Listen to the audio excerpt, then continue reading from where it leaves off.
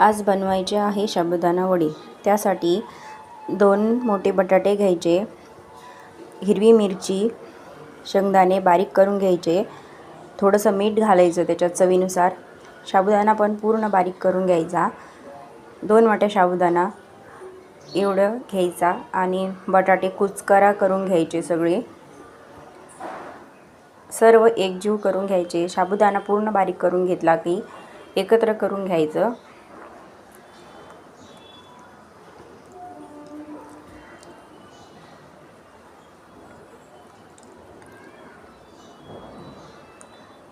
उपवास असला की साबुदाणा वडे केले की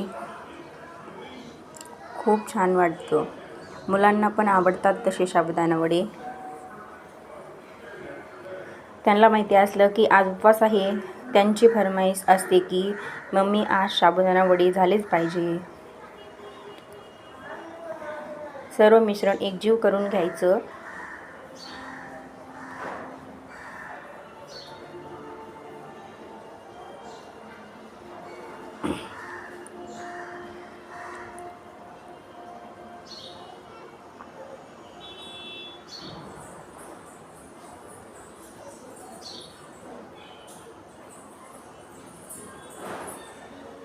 सर्व मिश्रण एकजीव झाल्यानंतर त्याचे छोटे छोटे वडे करून घ्यायचे। अशा प्रकारे सर्व वडे करून घ्यायचे एक एक करून।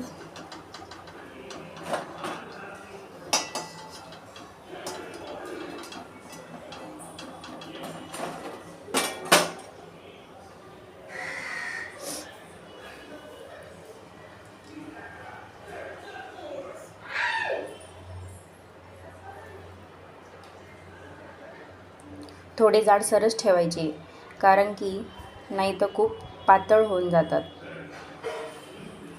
फुगतात मग ते। तेल गरम झालं की त्यामध्ये सोडायचे। आधी तेल तापलं की नाही बघायचं। एक एक करून असे 2 3 4 टाकून द्यायचे।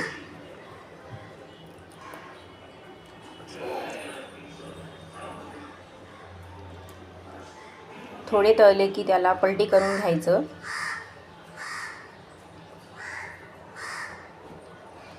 छान लालसर रंग येईपर्यंत त्याला तळून घ्यायचे। खूप छान लागतात, खुसखुशीत लागतात खायला। आपण याला दह्यासोबत सुद्धा खाऊ शकतात। मुलांना तर दही आवडतच नाही, त्यामुळे त्यांना तसेच आवडतात।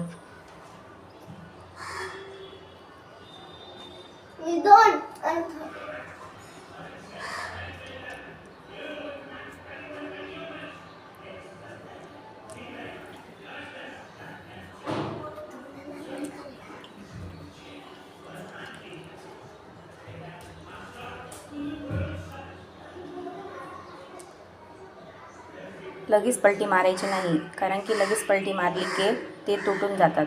थोडे त्याला एका साईडनी पूर्ण तळून द्यायचे, नंतर पलटी मारायची। अशा प्रकारे सर्व तळून घ्यायचे।